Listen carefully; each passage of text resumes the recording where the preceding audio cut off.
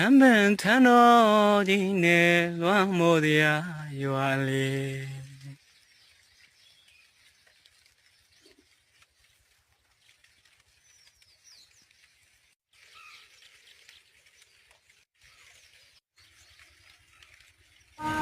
ဒါလေးကတော့အညာမီရဲ့အလားတရားထဲမှာပါဝင်တဲ့ထမ်းပင်ထမ်းတော်ကြီးရဲ့အလားတွေကိုတင်ပေးလိုက်ခြင်းဖြစ်ပါတယ်အညာမီကိုလာနေတဲ့သူတွေအတွက်